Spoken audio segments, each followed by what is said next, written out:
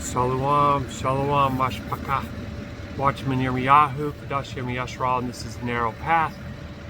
It's dark and it's cold, but we just picked up this little Forest River Cherokee wolf pup. I'm gonna do a quick walk around, and we're taking it to Vegas. Baruk Atah Yahuah. Alright family, so this is Abigail. She's a Chevy, whole ton 3500. We're with Wave Express. This is a little trailer. I'll give you the specs on it when we get back into the cab. I mean, it's a tiny little thing. It actually has automatic jack in the front that I used because my hitch seems to be too high, even though Abby squats in the back. Let's see how level everything looks, because I lifted it up before I locked in my weight distribution bars. I know it's really dark, so it's kind of hard to tell, but I think it looks pretty level. What do you think? Leave a comment. Anyway, let's go grab the specs on this little guy. And this one pays just about $2,400. The rate on it's a lot lower than I would like at $1.35, but I am well pleased to the Father to get something over $2,000 to close out this month. It's been a struggle to catch up. All right, let's look at the numbers. Warm up my fingers. I don't know, man. That thing is saying 41, but I'm not so sure about that. Anyway, Kidji's down here sleeping, looking up like, why do you keep opening the door and letting all the heat out, Daddy? Why don't you come back to bed and cuddle like we were so warm before? Alright, so let's see what we got. This is 5707 is the GVWR, so 5,700 pounds. Only 24 foot. I think it should.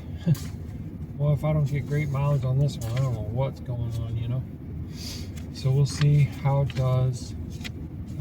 They're saying that it's 1,840 miles. So it's still going to take a few days. Today is the preparation day. Today is the pagan day, October 28th. So tomorrow is a Shabbat's rest. And then I have the 2 days thing. I wonder if there's going to be any issue with because you know they got the pagan festival coming up, Halloween, Hallows Eve, All Saints Day. Now please forgive me, I know I'm saying some unclean things, but it's for understanding, because it's worship and reverence of the dead, and the Luciferian death cult has one of the largest ritual sacrifices of the year at that time. And you just want to dress up and pretend to be something you're not and get all looped out on sugary treats, when, you know, that is one of the most slow poisons our bodies have. And I don't just mean rotting your teeth or something stupid. That's kind of like the false thing that they throw up in your face. No, I'm talking about systemic inflammation and diabetes, an acidic system that bacteria thrives in, and results in all different sorts of ailments. And if people could just realize that they can't just blame their genes, it's their own poor decisions, but they're being manipulated, misled, and no one's telling them the truth. And the whole medical industrial complex of pharmakia likes this way, because then they can push their solution, their pharmakia, their medications, which are petroleum based, which our bodies are not really designed to synthesize. But this stuff goes all the way back to the Rockefellers, and you can look it up and you can learn a lot. Had no idea I was going to talk about that, but that's what happens. Tada Abba. For some reason my electric blanket stopped working. Oh, you gotta be kidding me, it just came on. I was trying to use it for us last night and it wouldn't come on. I checked the plug down there, looked okay. Checked the plug right there, looked okay. Tried it, nothing. now just get in the truck pretty much figuring, hey, it's not working, and boom, it works.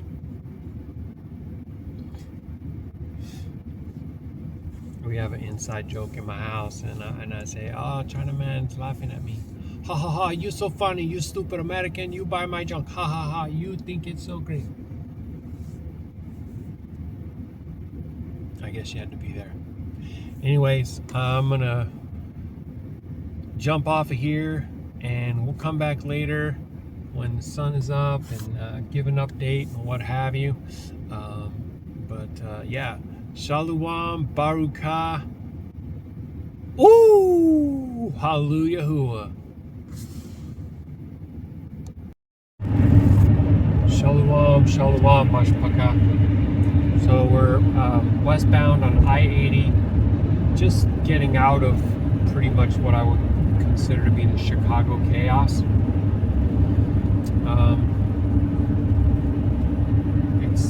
It's toned down a lot. People are just lunatics. I mean, just cutting off within inches of other trucks. I'm watching them speeding, just jamming on brakes. It's insane. It's like it's a video game. I guess that's what happens when people grow up playing race car games. I don't know. I did. I used to drive like that actually too. What an amazing miracle it is that Yahuah kept me alive this long. And he did, because I would have recklessly ended my own life dozens of times over if he didn't preserve me. Just like the night that I lost my leg, right? Miracle. 2 other times that I wrecked vehicles, not in my right mind, not sober-minded, and yet here I am to tell him it. And I would say, please drive with care. Look at that. You can't see it. That person just came and squoze in between me and this truck. I mean, 15, 20 over the speed limit. Anywho, let's see. Let me tell you what today is. Today is a pagan day, October 28th. I think I mentioned that earlier. Slovakia.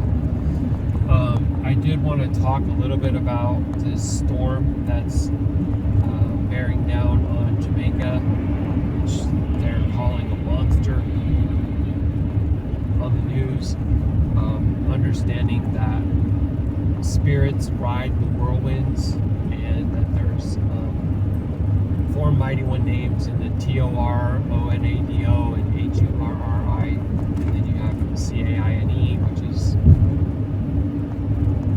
very common these days. I see a fast food chain called like Raisin CAINE, and then there's General that Trump always says his name is General Raisin CAINE.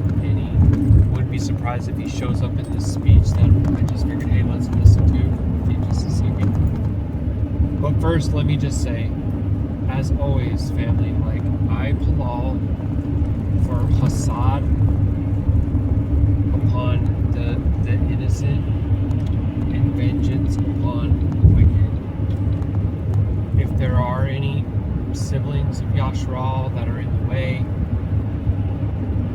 that are trying to hunker down and ride this thing out, that they be covered and protected. And, those who have feet that are swift to the shedding of blood and love to lie, mock and scoff the Most High, teach others to break the commandments, all those kinds of things. Those who curse Yashar'Al. Make no mistake, that is judgment. It's absolute judgment. It's absolute sovereignty. It is a false teaching of Christianity that says that Yahuah would not will to send a storm upon a place to destroy the wicked.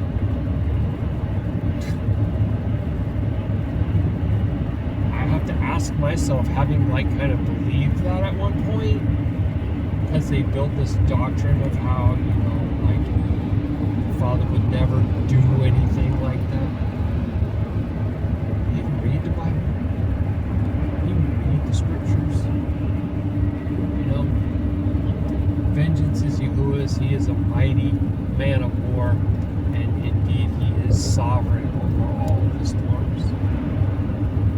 like these things are just going on behind his back and he ain't paying attention, or he can't stop it, or he can't control it, or anything like that. Okay? I think it's really important. So if you're not in the way and you're not repentant, I encourage you, please, to repent from lawlessness, embrace the commandments of the Most High, put your trust in Amunah, in Hamashiach, who is Yahusha Hamashiach, the Son, according to the Scriptures. Please remember that when you talk about Mashiach, you are talking about a dual nature, because he is son of Adam and he is Elohim in the flesh. This gets kind of complicated. In order to walk out perfect righteousness, then he had to be exactly as we are. So his divine nature does not trump his humanity in his Amunah and his Hataless perfection. Okay? But when you go a little deeper and you understand all the things that are assigned to him that belong to Yah alone, Elohim alone, besides Yah there is no Elohim, okay? Then you can start to see the true nature of Yahusha. And though this is not a Trinitarian belief, and it's not a dualism or duality or something like this, it is basically most closely associated with oneness. Echad. Behold, Yashar'Al, Yahuah, our Elohim is Echad. And Yahusha's Malal. Make them one with me as I am one with you and you are one with me. And now do you not know that when you are born again, the old man dies and no longer is, but you are a new creation after the order of Malak Sadak, who is Yahusha HaMashiach, by the way, without mother, without father, without beginning, without end, King of Shalom, King of righteousness, that is Yah Ahaya Achar Ahaya, the King of kings, the only true sovereign of heaven and earth. Okay? Who is the first fruits amongst several brethren, i.e. 144,000 households, heads, kings, priests, forever, after the order of Malak Sadak. Okay, I'm summarizing deep doctrine and a lot of scripts. It's a lot of things that you have to reconcile to come to these conclusions, and these things are revealed by the Ruach, who's also Yah, by the way, not separate. You know that, right? See, anybody who wants to accuse me of being a dualist or Trinitarian, or do you deny that the Ruach Ha'Qadash, the righteous or placed apart Spirit, is Yah? Do you deny that? Do you deny that the Father is Spirit? Do you deny that the Spirit took on flesh,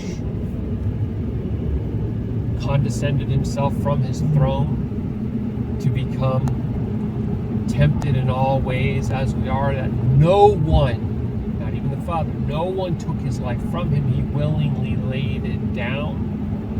This is to cancel out the certificate of divorcement for the lost sheep of Yashar'Al, the northern tribes who were displaced, cursed.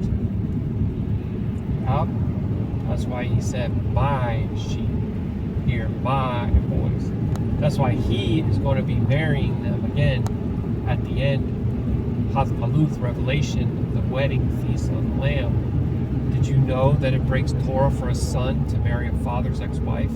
If you believe that the son is a creature and that he's going to marry Yashar'Al in the end, when he returns for his bride that he's preparing a mansion for, then you're calling him a transgressor, because he's going to be marrying the father's ex-wife. That's right.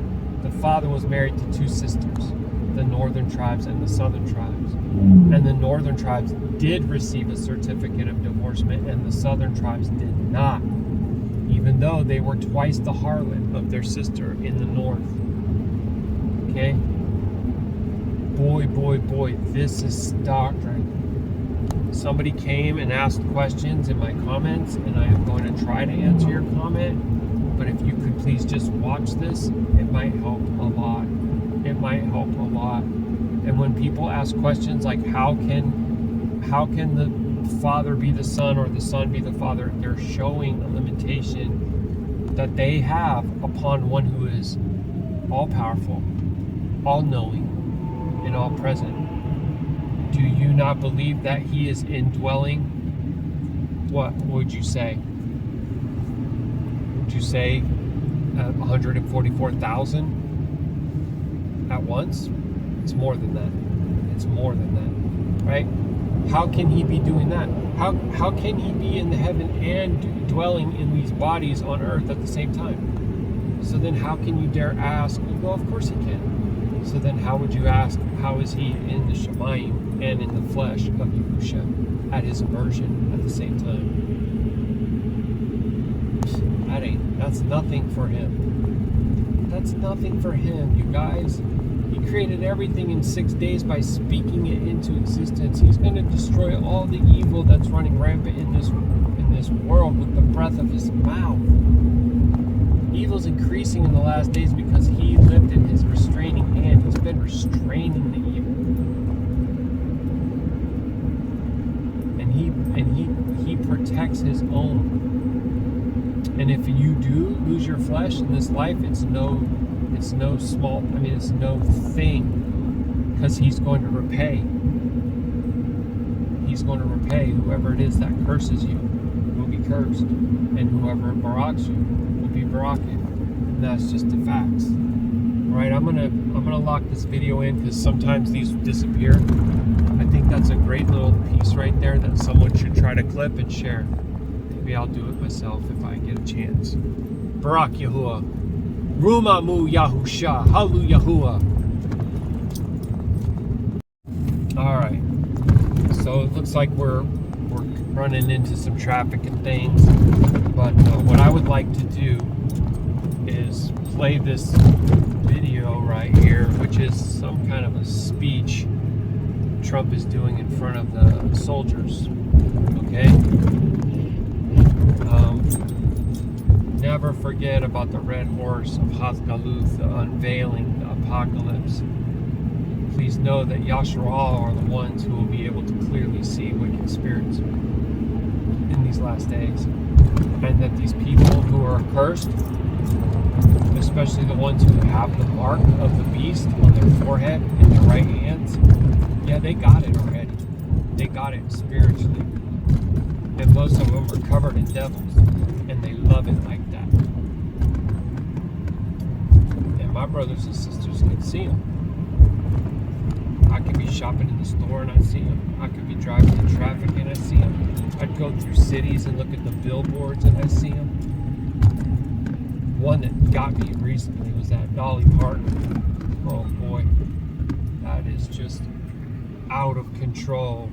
High level Baphomet worship going on there. Okay?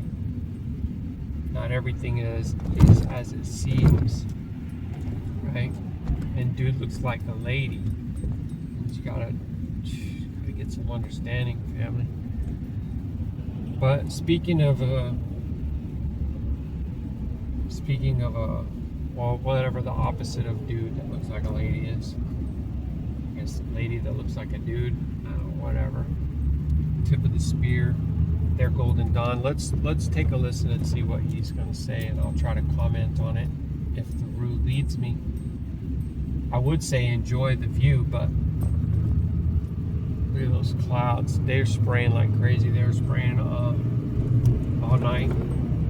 I started seeing it around 5 p.m. last night. Coming back from Pennsylvania, and when the sun came up, this dawning, I literally saw a pentagram, not the circle, but the star shape. mountain sky, and it was west of Goshen. Just looked at it for probably an hour, and now everything's turned into this. Let's listen.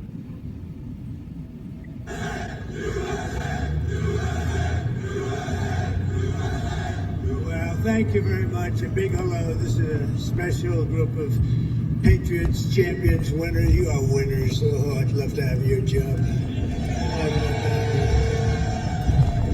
And a very special hello to the greatest sailors anywhere in the seas, the incredible men and women of the United States Navy. Very special people. Thank you very much. It's a great honor. Great honor to be here. But I'm thrilled to be here among thousands of proud American patriots aboard the 100,000 tons, that's a lot of tonnage, forward deployed symbol of American might, power, and prestige, the legendary USS George Washington. This is some ship. Alright, sorry, there's going to be these pop-up ads, and I just have to try to get the volume on those. I feel like this is going to be a very symbolic time. This is going to be calms. I've been already saying for a while that I expect the U.S. to declare war through the War Department, and I'm expecting that to be on several fronts. So maybe we'll hear some things here.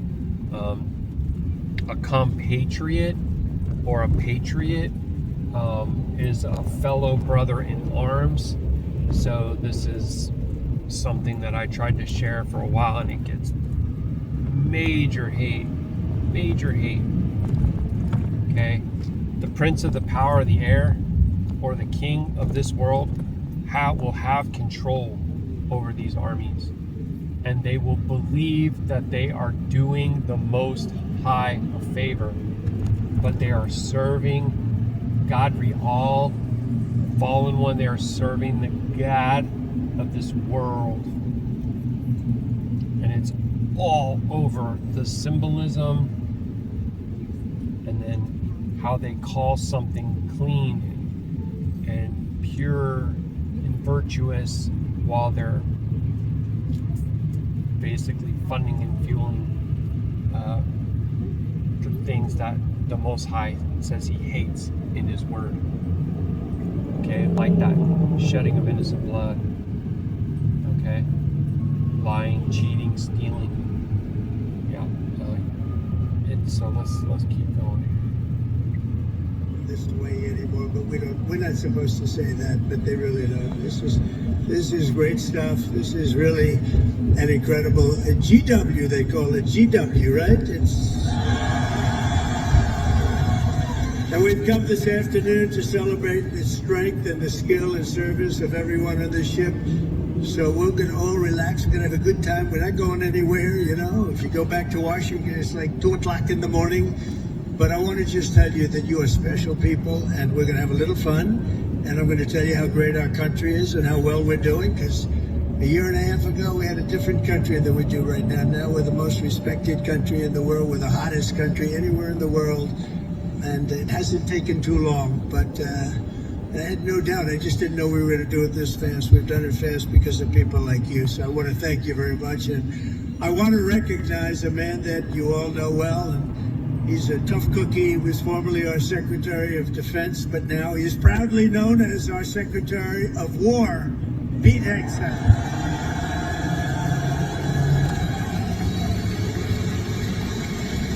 And, you know, I don't say this. He gave up a hell of a job. They were going to pay him millions of dollars. They didn't want him to leave. That crazy fox, they didn't want him to leave. But he wanted, you know, every time I'd go on that show, all he wanted to talk about is the military. And I said, you know, if I ever do this, I'm going to bring this guy along with me. He knew more about it than anybody. He didn't want to be doing the other stuff. And he had a chance. He could have made so much money. He wouldn't have known. He didn't want that. This is what you wanted, Pete. He's so happy now. Those drug ships aren't coming in anymore. Please don't be deceived by any of that. The idea that these people orchestrate their life and their life plans around money and contracts and all this is a huge hoax and a huge deception. this Luciferian cult is quote-unquote global, even though we're not on a globe. The earth is flat, fixed, placed upon pillars and under an impenetrable dome. And that's book, that's scripture. Plus it's observable, testable, repeatable. They are trained up and raised up into these roles.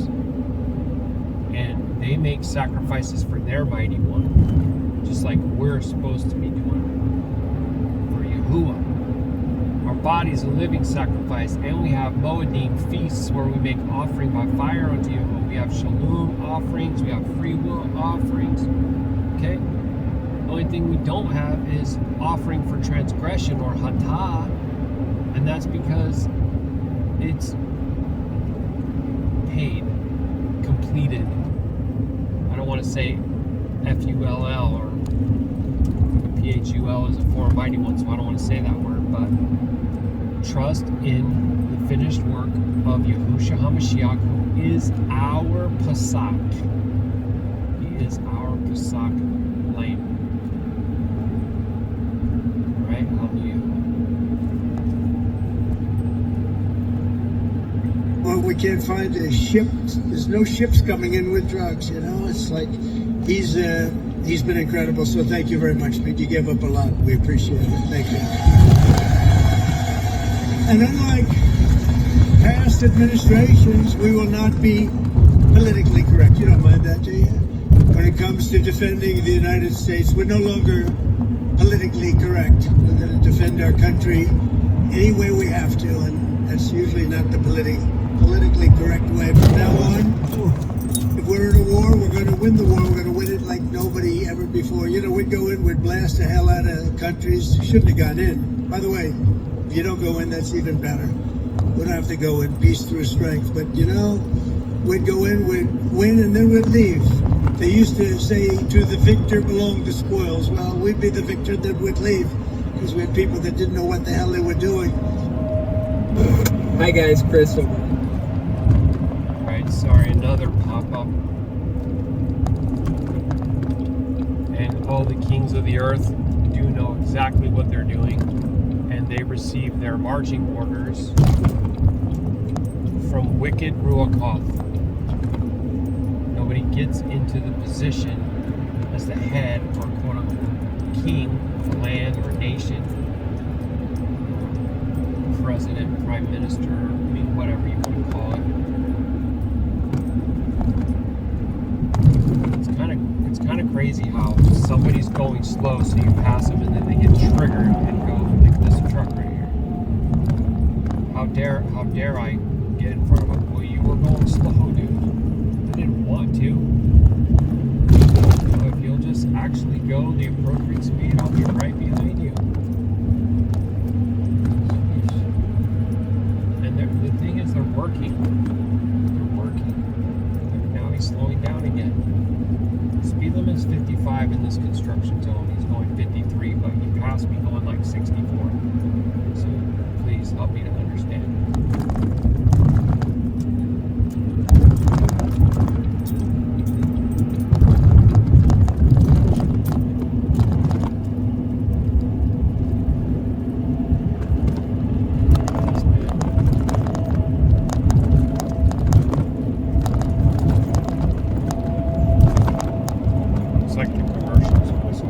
Some long commercials during this speech. It's really rough through here.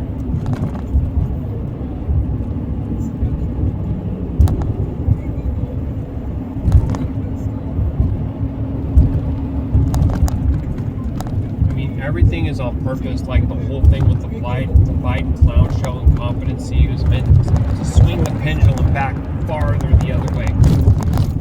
This whole red team, blue team, G-O-O-D cop and B-A-D cop. Both of those words are unclean, by the way. But that's what you see when you see that, the symbolism, right? The checkerboard floor and the two towers, Yalkin and Boaz, is to keep you trapped on the floor in between those two things. Right? and one side will be incompetent, the other side will come and take over, and it'll look like they're doing great things or whatever for their people, and then swing it back the other way and go back and forth like this. But the main thing is, when you participate in an election and you cast your ballot, you enter into agreement with the four mighty ones that are indwelling these people. Yes, I'm saying it. They're possessed. The devil's all over there. You gotta get understanding. But we're also very honored to be joined by hundreds of our incredible Japanese partners, and they are incredible. Thank you very much.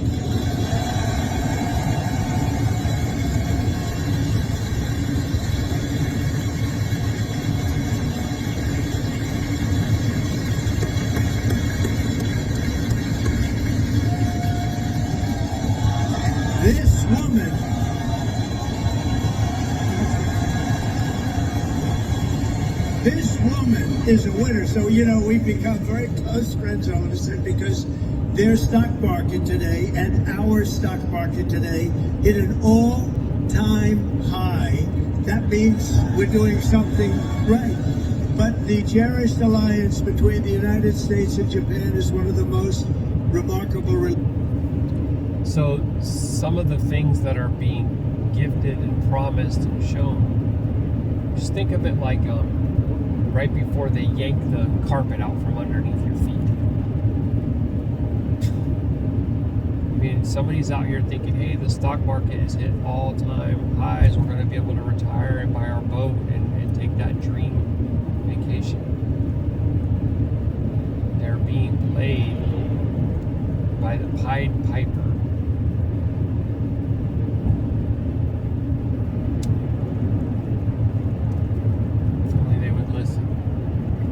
Relationships in the entire world. Really, there's never been anything like it. Born out of the ashes of a terrible war, our bond has grown over 8 decades into the beautiful friendship that we have. It's a foundation of peace and security in the Pacific. You see it? So on behalf of all American sailors stationed in this beautiful country, let's hear it for our allies and the Japanese self-defense forces and all of the Japanese people that we love and respect. And I have such respect for Japan and the country, and now I have a really great respect for the new and incredible Prime Minister. And I have to say this, the first female Prime Minister in the history of Japan. Madam Prime Minister, please say a few words. Yeah. Thank you, Mr. President, and thank you all. So, 本日、米国の海軍創設250周年という記念すべき節目に、トランプ大統領とともに地域の自由と平和を守る象徴である空母ジョージ・ワシントンで挨拶するチャンスをいただいたことを心から光栄に思います。This year marks the U.S. Navy's semi-quincentennial anniversary. As we celebrate the important milestone, I'm truly honored to have this opportunity to deliver remarks with President Trump aboard the aircraft carrier USS George Washington, a symbol of protecting freedom and peace in this region.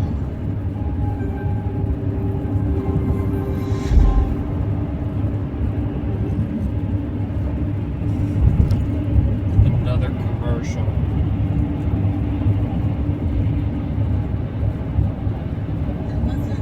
日夜、我が国と地域の平和と安全のために尽力してくださっている自衛隊員、そして在日米軍の、軍隊の皆さん、軍人の皆様に心から敬意と感謝を捧げます。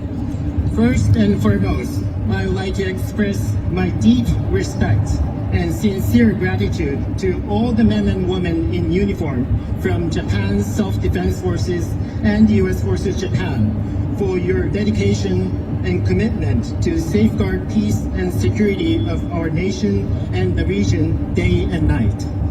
6年前に皆さん、Thank you.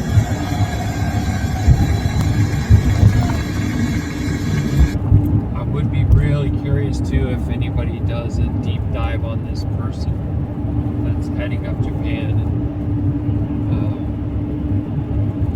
get bottom of who they really are. It'd be interesting, but it's really not going to necessarily matter. I know that the U.S. probably has more military apparatus in Japan than, I don't know, maybe even anywhere else in the Orient, if that's what you want to call it, the Asian Pacific Theater, whatever, however you want to call it. Japan goes as the U.S. goes. 6年前、この横須賀の地で、トランプ大統領と、亡くなった安倍晋三、総理が、日米が共に手を取り合って、この地域の平和と安全を確保していくという決意を示しました。6 years ago, at this same place, here in Yokosuka City, the late Prime Minister Shinzo Abe and President Trump stood side by side and demonstrated their resolve that Japan and the United States would join hands to ensure peace and security in this region. 今ここに再び日米の最高指揮官が並び立ったこの機会に、私はその決意を引き継ぎ、インド太平洋を自由で開かれたものとし、そして地域の平和と繁栄の礎とする決意を新たにしました。Now, as the two commanders-in-chief of Japan and the United States stand together once again, I have renewed my determination to carry forward that resolve and to make the Indo-Pacific free and open so that it will serve as the foundation of peace and prosperity for the entire region. 今我々はかつてないほど厳しい安全保障環境に直面しています。平和は言葉だけではなく確固たる決意と行動によってこそ守られます。 Now we are facing an unprecedented severe security environment. Peace cannot be preserved by words alone. It can be protected only when there is an unwavering determination and action. あちらに見える最上とマヤを含む自衛官とこのジョージ・ワシントンは数多くの訓練を重ねてきました。でまた横須賀にいる多くの、補給整備に携わっている、日米関係者の皆様、そして地域社会との絆が、米国海軍の活動を長年にわたって支えてきました。こうした幾層にもわたる日米の協力が日米の抑止力対処力を確かなものとしております。 From where we stand, we can see maritime self-defense forces Mogami and Maya, vessels of Japan's maritime self-defense force, and USS George Washington have conducted numerous joint exercises. Just as importantly, there are so many Japanese and American personnel working for logistics and maintenance here in Yokosuka. And there's also a strong sense of bond with the local community here. Those are what have been supporting the activities of US Navy over the years. There's no doubt that such multi-layered Japan-US cooperation is what makes it possible for us to ensure the credibility of our two nations' deterrence and response capabilities. 私は決意しています。今後日本の防衛力を抜本的に強化してこの地域の平和と安定により一層積極的に貢献していきます。 So let me reiterate my unwavering determination here. Japan is committed to fundamentally reinforce its defense capabilities, and Japan is ready to contribute even more proactively to peace and stability of the region. そのことによりトランプ大統領とともに世界で最も偉大な同盟になった日米同盟をさらなる高みに引き上げてまいります。 Through these efforts, together with President Trump, I am determined to elevate the Japan-US alliance, which has already become the greatest alliance in the world, to even greater heights.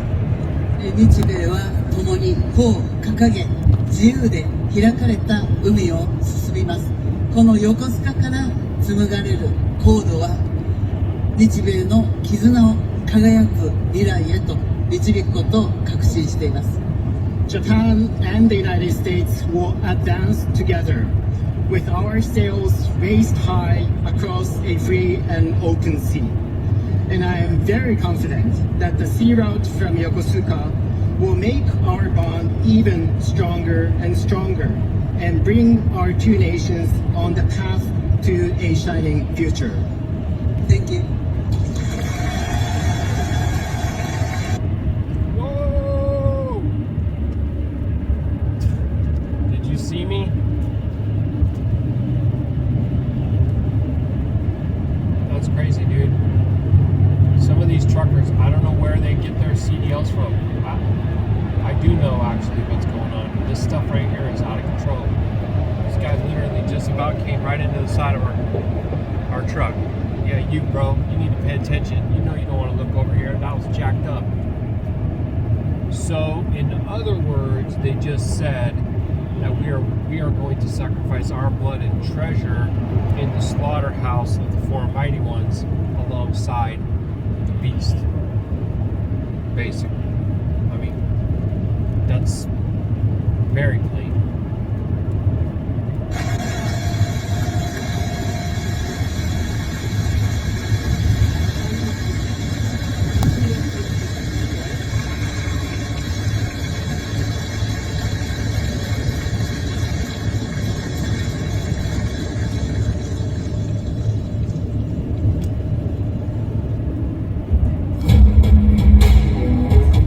Sorry, that's another one of those pop-ups right there. Ads.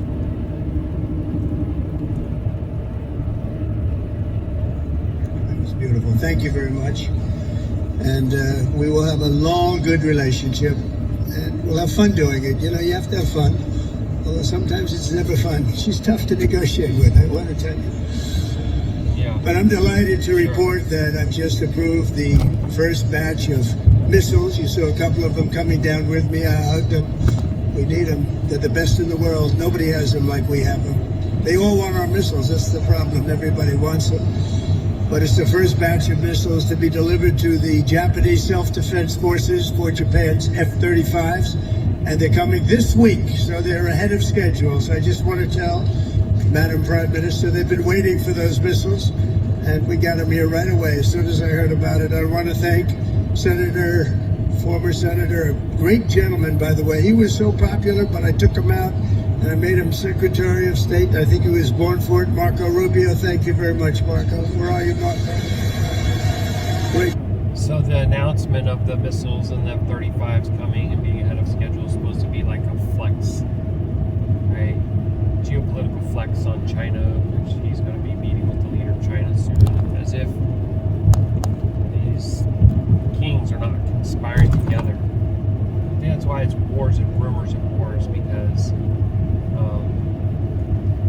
it's literally like they enter into agreement with foreign mighty ones to make these sacrifices, and the peoples willingly send their blood and treasure to fight against other nations, and as they follow these demons to the grindhouse, to the slaughterhouse. Let me lock this one in and I'll be right back.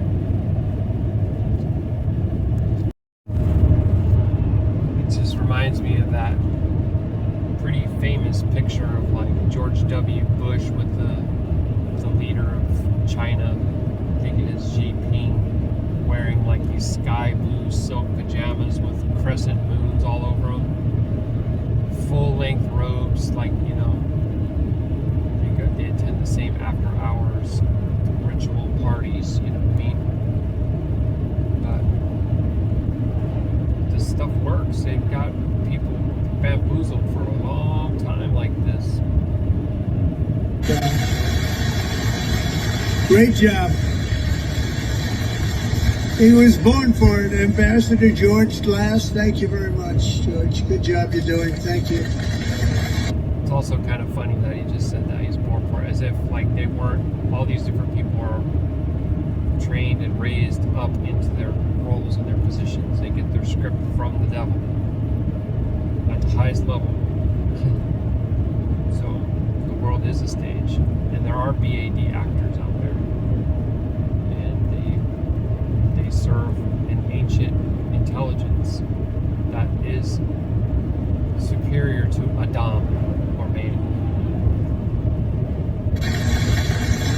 And many of our outstanding uniform leaders with us today, including the head of the Indo-Pacific Command, Admiral Samuel Paparo. Where is Samuel? Hello. Good, but these are good-looking people.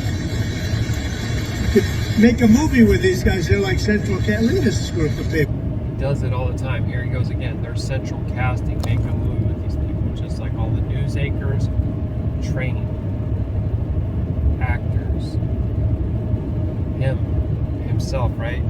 Trained, an actor, put in place, given scripts, having rehearsals, spending their lives being, like trained in linguistic coaching and public speaking and whatever, all the things. Not to mention that they make sacrifice.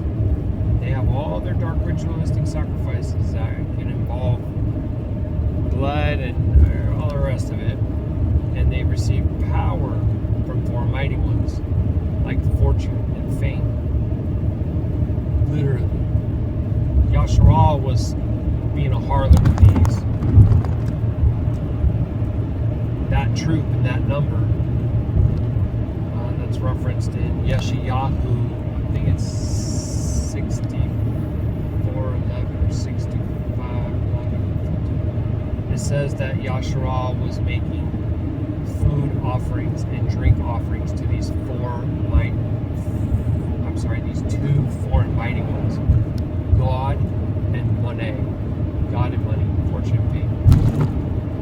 Go look it up. You don't believe me, or you can watch my video in GAWD We Trust. It's old, but probably have some unclean words in there because you don't know what you don't know when you don't know it. As you learn, you start to strive to do better, but it's still not perfect. Alright? So I do want us to try to correct one another in love when we have error of words, curses, and four mighty ones, especially. Commander of the U.S. Forces, Japan, General Stephen Jost. Thank you, Stephen. Thank you very much.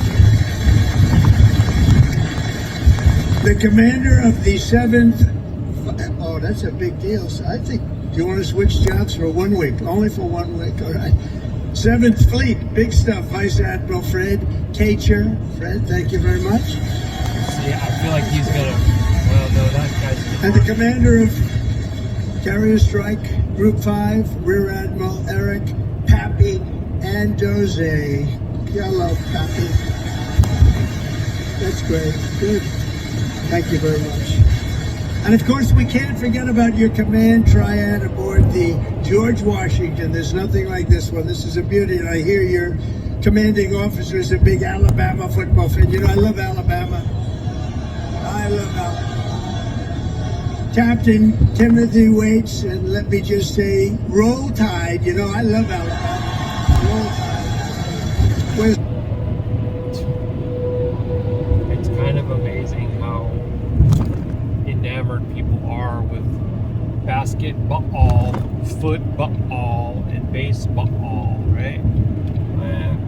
You ever notice that too in Christianity? All the pastors, they gotta make some kind of reference to a football team every time they do a sermon.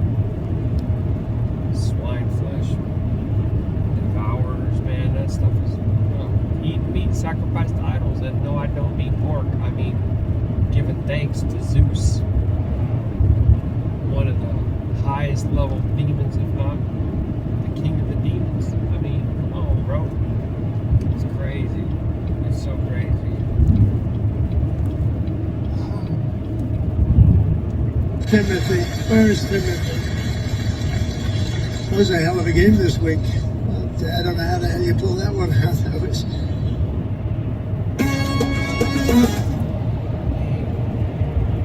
There's just so much abs.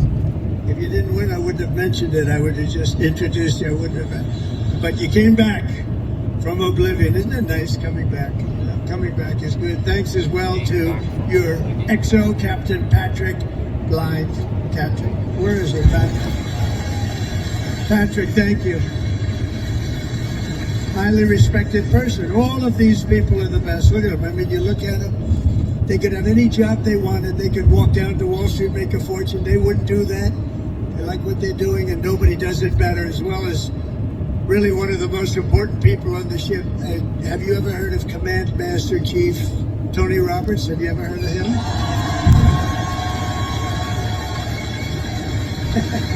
Wherever you are, where's Doug? Thank you, Tom. He's a popular guy. And as many of you know, this month we're celebrating a truly momentous anniversary. 250 years of courage and pride, honor and victory by the United States Navy. 250 years, can you imagine?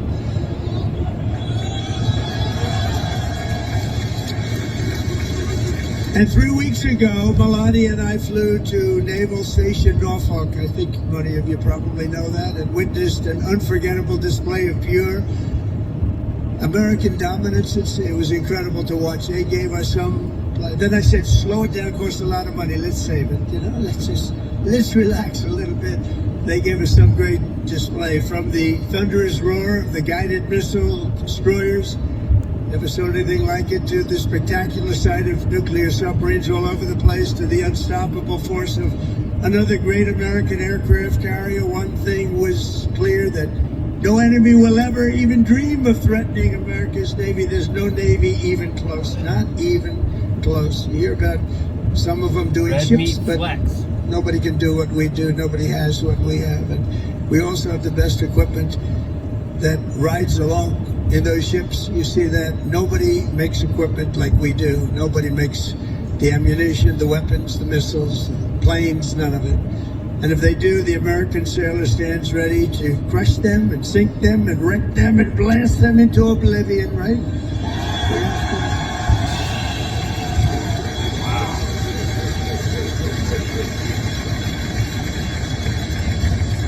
And that's a terrible statement for me to make. That's the end of it, because everybody said that I should immediately get the Nobel Peace Award. With that statement, that takes me out of the running, but that's the way it is. The United States is blessed with the strongest and most powerful military in the history of the world. There's no military like our military, not even close. Nobody has our weapons, and it'll be...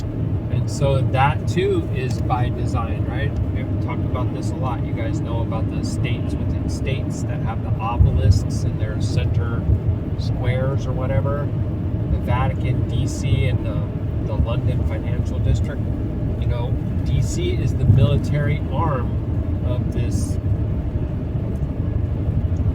global, I say that with like in quotation marks, because that's what they would call it. And that's the big lie that they have most of the world deceived by. Alliance, let's call it that. Because all the little borders and the passports and all the things that we operate under, they don't. They don't even have the racism that the rest of the world deals with, struggles with, is brainwashed into. They know better. They know how their seed has mixed and crossed and went here and there and all this. You know, that's why you have to be invited in. You know, they're trying to keep some kind of purity at the highest levels of their bloodline. Anyway, there was going to be one that was in charge of quote-unquote religion, one that was in charge of money, and one that was in charge of war machine. Stronger and more powerful than ever before very soon. You know, we just approved the biggest budget in the history, over $1 trillion. Over $1 trillion. We have the best ships, the best airplanes, the best submarines, the best technology. But above all, we have America's military. It's the best people. It's all about the people, ultimately. You have to work all of that fancy stuff that we make better than anybody else. The fact is, we do make the best weapons, but if you don't have or we'll just get AI to do it. How much was just spent on AI? the right people to operate those weapons, they don't mean much. Despite that, as Commander-in-Chief, I never forget that our ultimate strength does not come from equipment. It comes from the men and women of the rank and file. That's true. It comes from you people, incredible people, good-looking people, too many good-looking people. I don't like good-looking people. I never liked good-looking people, I'll be honest with you. Never admitted that before. But see, I'm allowed to, we wanted the Supreme Court to think based on merit. You know about that, right? Merit. Everything now in our country is based on merit. And that's why I look at you and I see nothing but merit. It's great to have a country back where we can go by merit. Now we don't go by anything else except for talent and work and hard work. And it's such a big win. That was such one of the most important wins. And the will, patriotism, and spirit in your hearts is our single greatest weapon. The strength that you have is unbelievable. That's why, as we make a record investment in our military, we've never spent so much, and we've never spent it more wisely, because now we watch it. We spend it properly. I'm also supporting an across-the-board pay raise for every sailor and service member in the United States.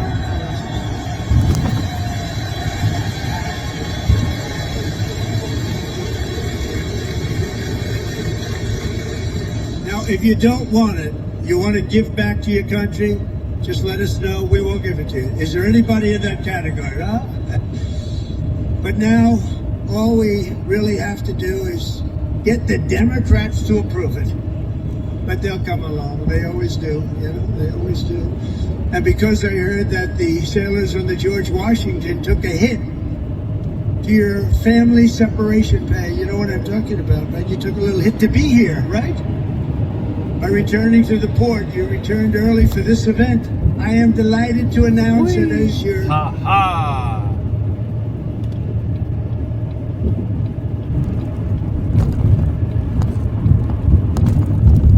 See that water out there? That's yaha.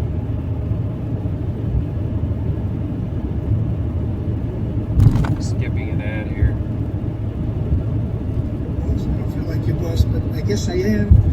At least you'll be happy about this one. At my direction, we're going to make sure that you receive the full amount that you were owed for the deployment. And we're not going to deduct anything because you came in to listen to your commander. I'd like to be an admiral. I always wanted to be an admiral, to be honest.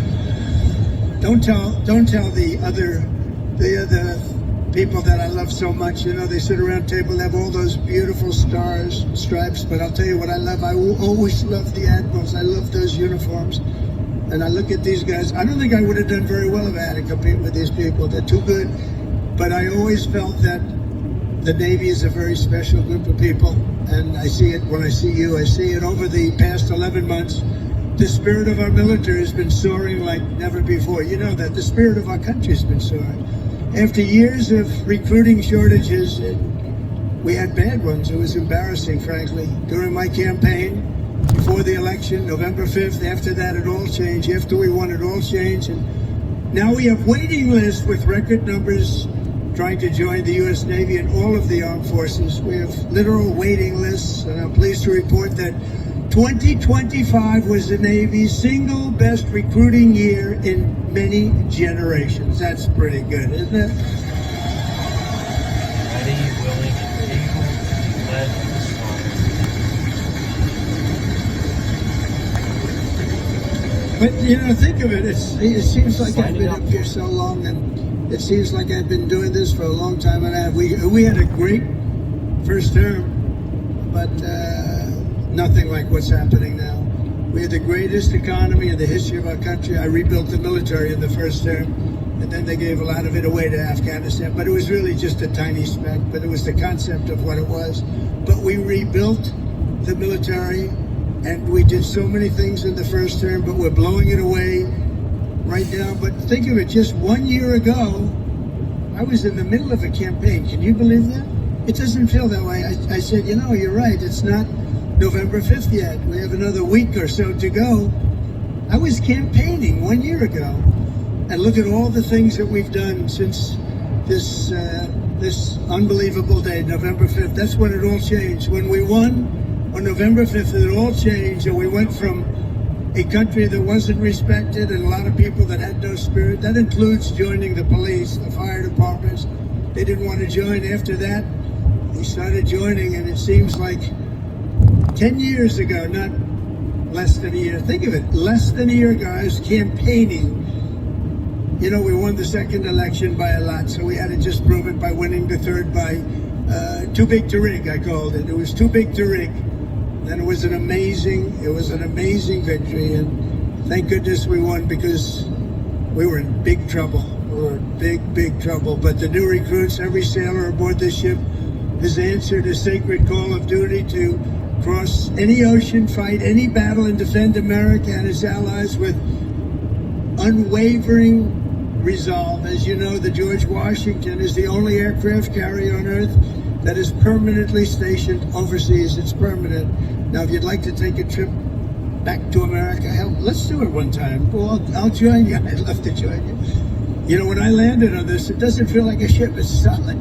This is a solid piece of stuff. These 4.5 acres of power and steel are the front line of American freedom in the Pacific. Every day you're taking risks to keep our country safe and to defend peace and security in this incredible part of the world, working with Japan, working with other nations. I just left Malaysia. We stopped a big war with, you know that, we stopped 8 wars. Can you imagine? In 8 months, I stopped 8 wars. Like, I stopped a war a month. Think of that. That's pretty good. But I just left Malaysia. Thank them, because they helped us very much with one of them, and actually for even a second, they're great people, and they send their regards. I spent a day there with the Prime Minister. We had a good time. But you carry out your mission bravely, you carry it out brilliantly, and on behalf of all Americans, I just want to say, and I came over to say it loud and clear, thank you very much. Thank you. Thank you. Incredible people. You are incredible people.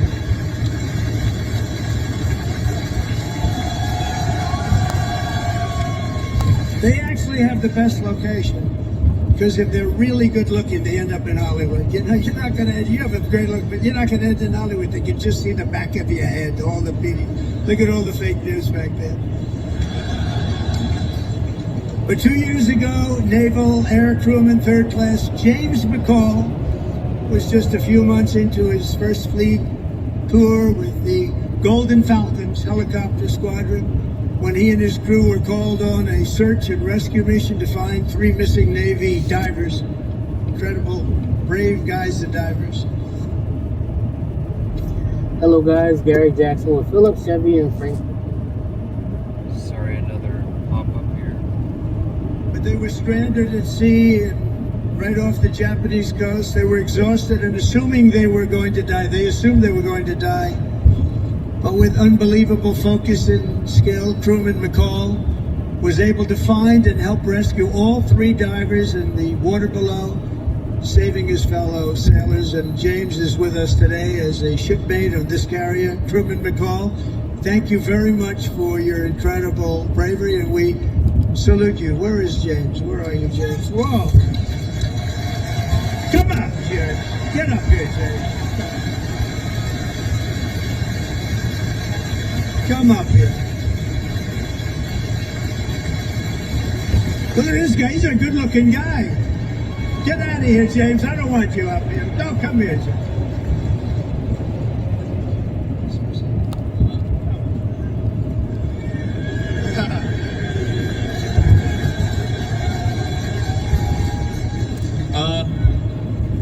I just want to say I appreciate all my fellow shipmates. What I did back then in Iwakuni, it was heartbreaking for losing those loved ones down there, but we brought some back whenever we went down there. And just God bless America and all my fellow shipmates. Appreciate it. And stay bad, Larry.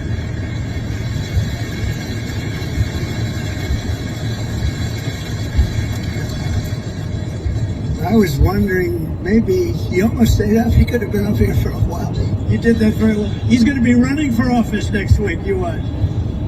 Great job, James. A lot of bravery, too. But as James' story reminds us, the Navy is a family and a team, and each of you has a vital role to play. Gathered here this afternoon are some of those whose toil and sweat gets our magnificent planes in the air and brings them safely back home. And we have the shooters and the gear dogs and the paddles and the white shirts and, of course, the blue shirts, the yellow shirts, the red shirts on the flight deck.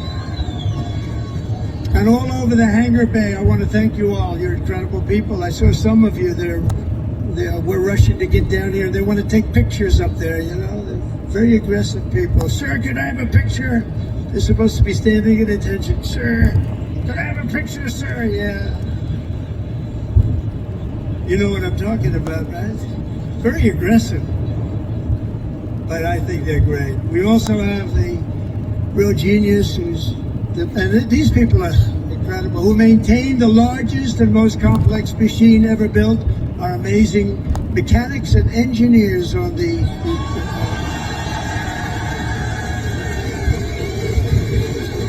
And I asked you, Captain, you know, I'm building aircraft, I'm building a lot of things, but I said, Captain, you gotta tell me something. I know a lot about these ships, I know a lot about these things, building. I want to know, catapults, which is better, the electric or the steam?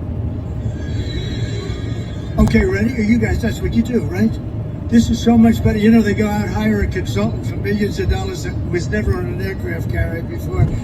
So they switched to electric. I disagree with it, but that's all right. Let me ask you, we're going to go steam first and then electric. Catapults, which is better? Electric or steam? I'm going to put in an order. Seriously. They're spending billions of dollars to build stupid electric. And the problem, when it breaks, you have to send up to MIT, get the most brilliant people in the world, fly them out. It's ridiculous. The steam, they say they can fix it with a hammer and a blowtorch. And it works just as well, if not better. And I love the sight of that beautiful steam pouring off that deck. With the electric, you don't have that. So, you know, we did the Ford and electric, the cost overruns, everything else. You know, I hope it's going to be okay, but I like steam. We're going to go back to steam. They changed just for the sake of changing. I said to the architect, have you ever designed a ship before? You know, I only did the biggest ship in the world, right? The Ford. But we're going to go back. Okay, now let me ask you the second question. Hydraulic for your elevators or magnets? You know, the new thing is magnets. So instead of using hydraulic, that you can be hit by lightning and it's fine. You take a little glass of water and you drop it on magnets. I don't know what's going to happen. So, you know, the elevators come up in the new carriers. I think I'm going to change it, by the way. They have magnets. Not every tractor has hydraulic. Every excavator, every excavating machine of any kind has hydraulic. But somebody decided to use magnets for your elevator. Maybe they could. Which is better, hydraulic or magnets? It's Way-Day! Right now, you can save up to 80%. Ugh. Sorry, another ad. What the hell is wrong with this book? Can I ask you, the top-ranking gentleman right here, seriously, I'm putting out an order. I'm going to sign an executive order. When we build aircraft carriers, it's steam for the catapults and it's hydraulic for the elevators. We'll never have a problem, okay? Do you agree? He agrees, everybody agrees, but these people in Washington. All right, we're going to do that. I'm serious about it. It bothered me so much. I see the costs come in. They spend $900. This is not on my watch, so you know. If it was on my watch, I would be very quiet about it. I wouldn't be talking about it. They spent $993 million on the catapults, trying to get them to work. And they had steam, which works so beautifully, and it has for 50 years, right? So we're going to go back. Seriously, fellas, I want to make that change. I'm going to do an executive order. I'm not going to let them continue to do this. They're trying to make it work. They're trying so hard. And they have something that's perfect. So we're going to go back on that and the magnets. Thank you very much. And of course, we cannot forget the daredevils and the pilots of the famed Carrier Air Wing 5, known as Team Badminton. man. What the hell is that all about? Who are they? They're bad. The leader units aboard this vessel are storied squadrons like the Royal Bases, the Diamondback, the Argonauts, the Chippies, the Titans, the Tiger Tails, the Shadowhawks, and the Saberhawks, all great, brave people. They're all incredible. You're all incredible people. Do you know they say, and I love it. I love aviation. I actually had a brother who was a pilot, and see, Biden used to say he was a pilot. He was a pilot. He was a truck driver. Whoever walked in, he wasn't a pilot. Wasn't much of a president either, to be honest with you. That I can tell you. That we all know. But they say the hardest thing to do is landing a plane on an aircraft carrier. You ever hear that? And great pilots can do everything. They're great pilots, but they can't do that. It's a very special talent. So the people that do that are in this room, you're a very small group of people. Tremendously talented pilots cannot do it. For a lot of reasons. A lot of it's right up here.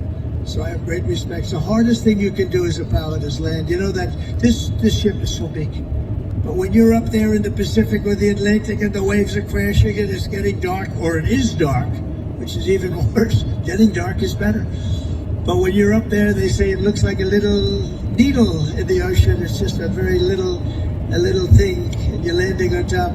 So I have great respect when I see them land. 3 weeks ago they were landing and doing it beautifully. They had they're very, very talented people, and nobody embodies skill and nerve and swagger and the attitude like a U.S. naval aviator. So I have great respect for you all. Thank you very much. It's one of the reasons I'm here.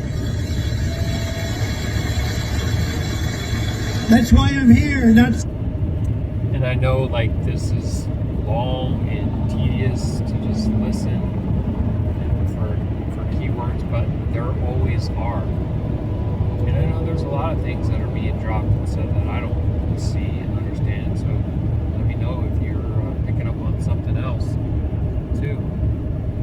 I appreciate it. But it's basically letting them know. I think even when he said we spent more on the military, we rebuilt the entire military, but now we're going to blow it away.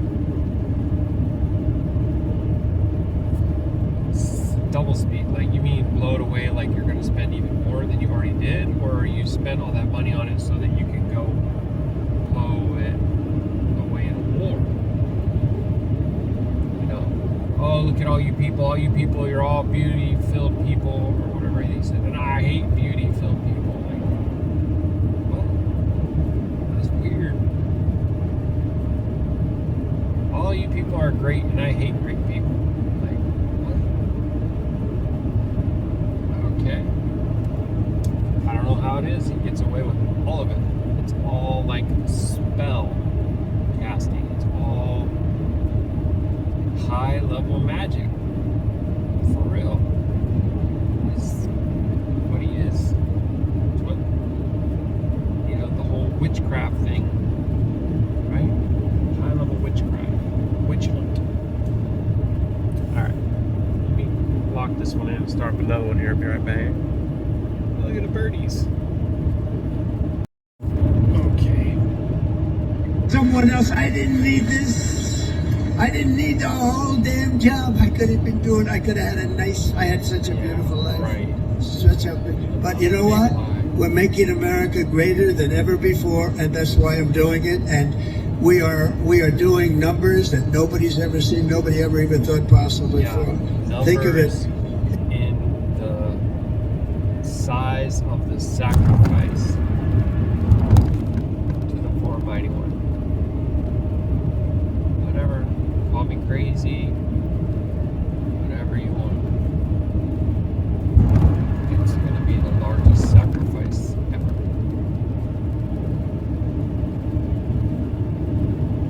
A year ago, we were a dead country. We were like a dead country, and now we have the hottest country anywhere in the world. There's nobody even close. It's pretty amazing, I'll tell you.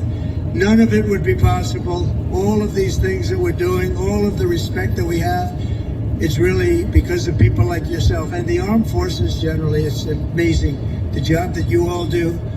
None of it would have been possible. And all of those important missions in the Navy, the devoted members of the Food Service Division serving up to 14,000 meals every single day. How's the food? Good? They say it's good. Is it good? I hope it's good. It's probably my kind of food. I like that kind of food. But they don't get the credit they deserve. I want to just thank them very much and congratulate 14,000 meals. Let's also hear it for all the sailors holding the American flag high at Seafay, as well as the crews from the ferocious Desron 15. Desron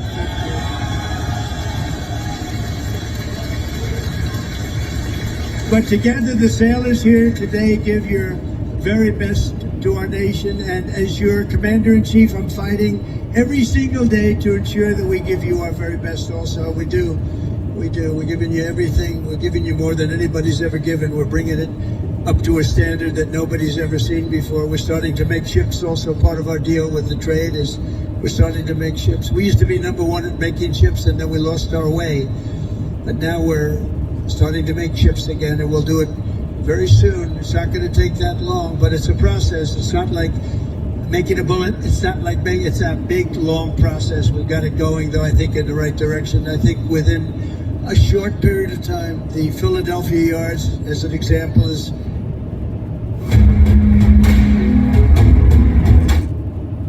sorry, another ad. now owned by a group that's going to be making a lot of ships, a good group of people. And we're going to be working also with Japan on making ships. We're going to make a lot of ships again. Used to think of it, we were number one. And then over the years, they just lost their way. They started making other things. They stopped making ships. We're going to be making ships again. We've more than, think of this, $17 trillion, trillion with a T, pouring into the United States of America from all over the world. And that's the biggest number in the history of any country. And by the time, and this is in 8 months, really. We're in 9, but this is in 8 months. Over $17 trillion. As an example, the last administration did less than $1 trillion in 4 years. We did more than 17 trillion in 8 months. And I think by the time we finish up our first year, we're going to be over 20 or $21 trillion of money coming into our country. And I want to thank Japan, because Japan is making big investments into the United States, and they're very happy because the stock market's gone up very nicely. We've made Japan a lot of money, that's okay, but they're a big investor in our country, and we like that. But think of those numbers. We weren't doing anywhere near. We were laughed at, and now they're all saying they've never seen anything like what's happened in such a short period of time. And I was just told by the Prime Minister that Toyota is going to be putting auto plants all over the United States to the tune of over $10 billion. So that's Toyota. So go out and buy a Toyota. And that's a lot to do with, because right now we have all the AI plants, we have so many things happening in the United States, and it's because of November 5th, Election Day, but it's also because of tariffs. The tariffs have been so good. We're taking in trillions and trillions of dollars. I heard them before I came up. I heard you're all on television now. They're talking to all the networks. Everybody's covering it. Look at these characters back. Look at all of them. And and they were talking about the tariffs. The tariffs nobody understood tariffs like I understood tariffs. And the tariffs are having people go into our country and spend tremendous numbers like we've never seen. And that brings jobs with it. It brings jobs, it brings importance, it brings everything. It brings a strong military. It brings a lot of things to other countries. I mean, if you look at some of the deals that we did, if India is going to go to war with Pakistan, and as you go to war, we're not going to do any trade. We're going to put big tariffs on both countries. And they said, well, I guess we're not going to go to war. 2 nuclear powers, we stopped it. But we stopped a lot of wars. Tariffs, without tariffs, we wouldn't have national security like we have it. We've never had national security like we have it right now. And literally a year ago, you had very little national security. You had people that didn't have a clue. American strength is roaring back like never before, and with your help, America is respected once more, and it is respected at levels that we haven't seen before. On my first day back at the White House, I deployed the men and women of the United States military to stop the invasion on our southern border, right? It was an invasion, losing hundreds of thousands of people to fentanyl and to drugs, and now we have the most secure border in American history. For 5 months, they said zero, no people came into our country illegally. They came in through a legal process, but nobody came in through the southern border. Can you imagine? Even I can't, it's hard to believe that. Because, and we do have it tight as a drum, but that's what we have to have. If you don't have borders, if you don't have a fair media, if you need certain things. You need a good, fair media. They're getting better. They're not there yet, that I can tell you. But they're getting better. But you need borders. You gotta have borders in a country, or you don't have a country. And now we have a border that the likes of which this country has never seen before, and people respect us for it. With the help of our war fighters, we're decimating the savage drug cartels that poison our people. 200,000 people, maybe more than that, died last year because of what came into our country. Through an open border policy where 25 million people poured into our country, totally unvetted, totally unchecked. They came from prisons. They came from mental institutions and insane asylums. They were drug dealers. They were bad people. 11,388 were murderers, half of which committed more than one murder. They let them into our country. We're getting them the hell out. We're getting them out. We're getting them out fast. Is that okay with you? Yes. Right? I have no doubt. Got to get them out. Just an unforced era. And we're also straightening out our cities. Washington, D.C., our beautiful capital, was a... For quality and low prices on vehicles. Oh, these ads drive me nuts. A killing mess. People getting killed all the time. It was very high crime. And we sent in our National Guard. Again, great people. And I don't say they were totally politically correct. That's okay. And now it's a very safe. Now it's considered a very safe. It took 12 days. We got 1,700 people, career criminals, many of which came in through Biden's open border.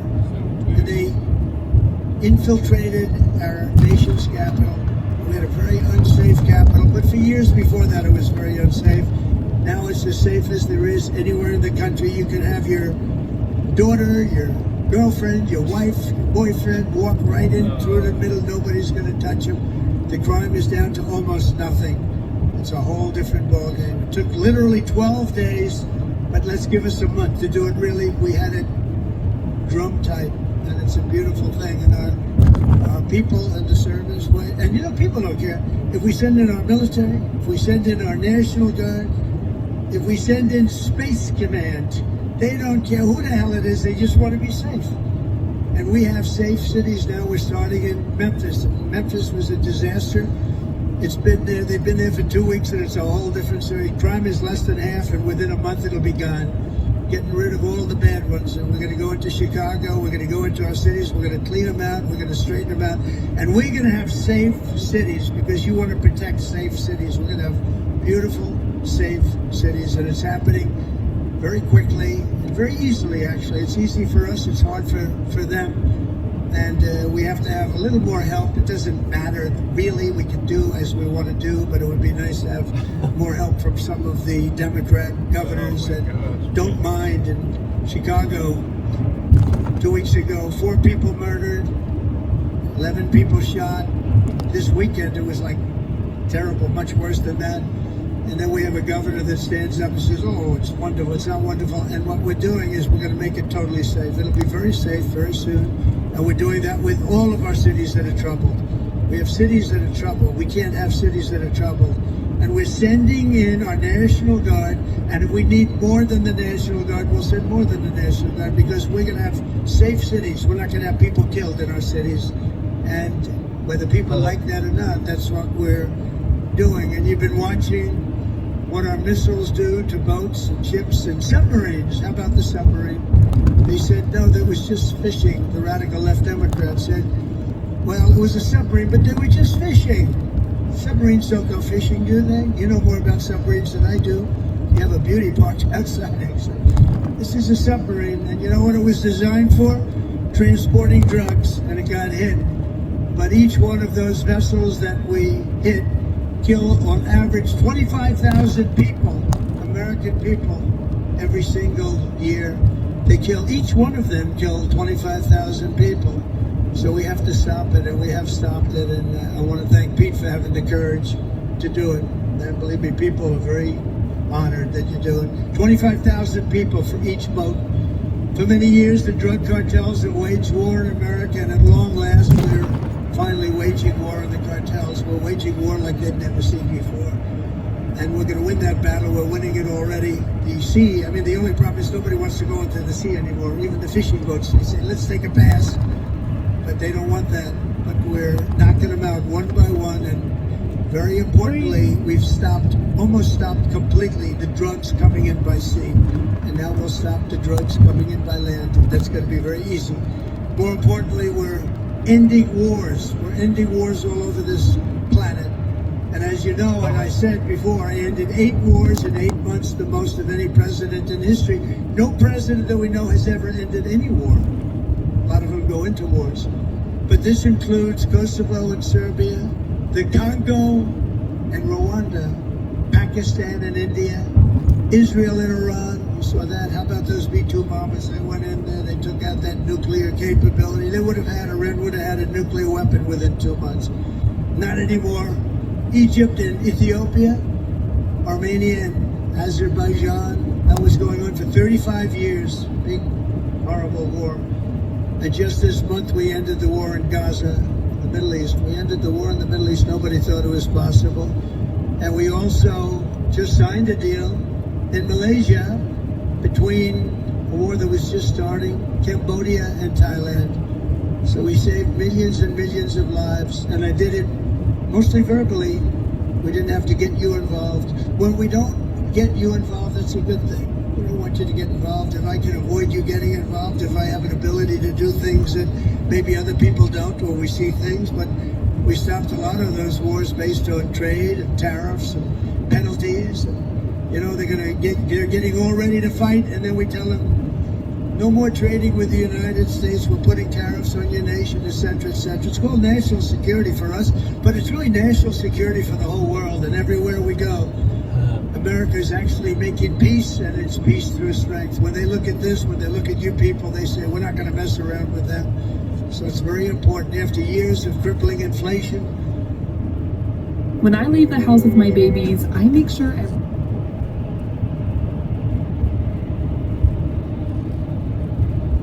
we had the worst inflation in the history of our country. Energy costs are down. You know, energy costs are way down.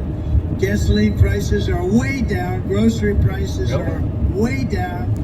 We have a little problem with beef. We're going to get that down very quickly, but the prices are way down. Mortgage rates are down despite having an incompetent head of the Fed. I call him too late. He's always too late. He's too late in lowering interest rates. I call him Jerome Too Late Powell. But despite having a totally grossly incompetent guy, we blow through it because we're doing so well. Inflation has been defeated, and workers' wages are rising at the fastest pace in 60 years, and that includes your wages. They're rising at the fastest pace. The workers, I'm not talking about the rich people. Rich people, everyone's doing well.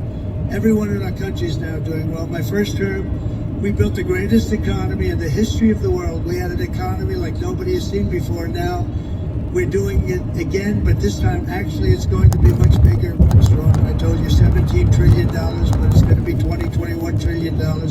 And that's numbers that have never been heard of before. Much bigger than any other country in the world by literally $16 trillion. It's amazing. The sailors on this ship sacrificed so much for our country, and the president, and I will tell you, the president standing right up here loves you. I respect you and I love you. And I'm giving everything I have to make sure that when you get home, you find an America that is safe and proud and sovereign and free. One service member who reminds us that we're working for you and for everybody and for our country is Chief Warrant Officer Will Hightower, who serves on the George Washington and the all-important deck department. Do you know what the deck department is? I have no idea. But they do.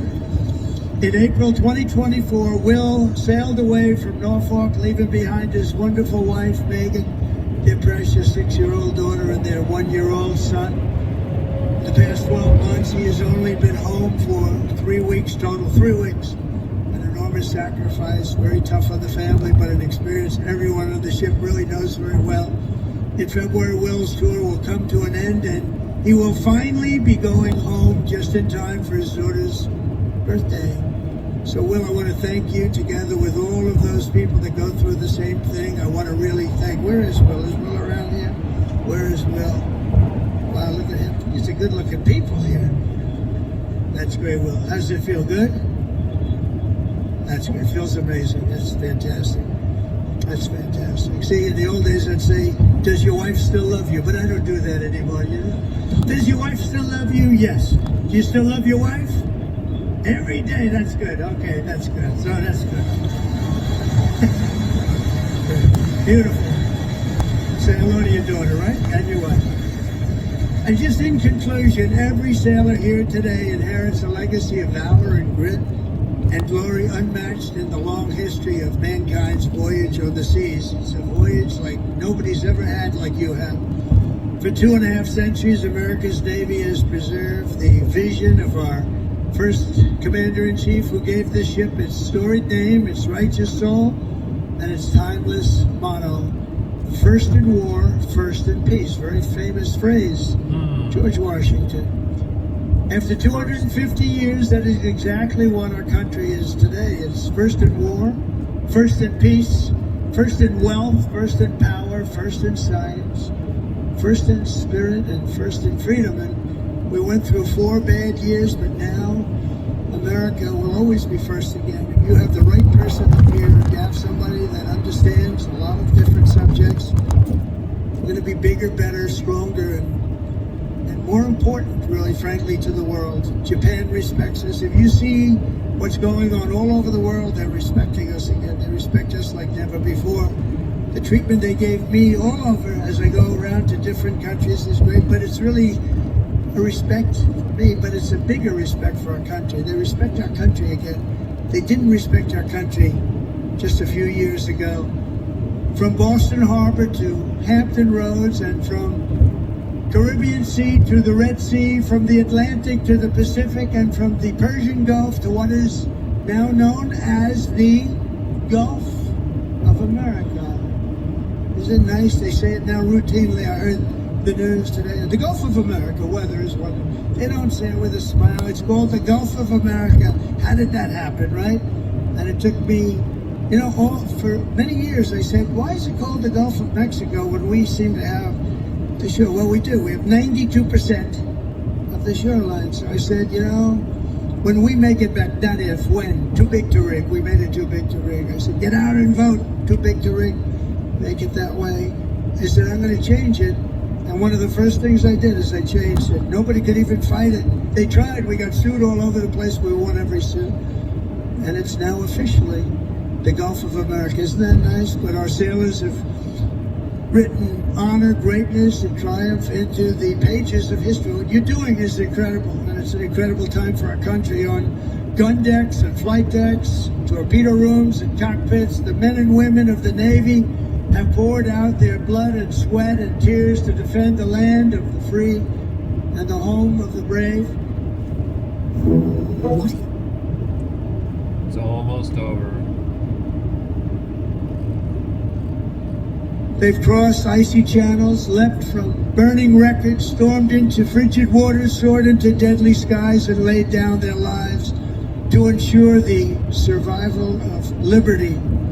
Now, all of us here today carry on that noble mission, and no matter what challenge comes our way, no matter what danger we face, we hoist our great American flag very, very high. We race into the waves, and we rally to that immortal battle cry of the American sailor: damn the torpedoes, full speed ahead, right? Together with our incredible Japanese allies and all of our allies all over the world, we stand strong, we stand proud, we will stand taller than we've ever stood before, and we will be freer and braver and more brilliant than ever before.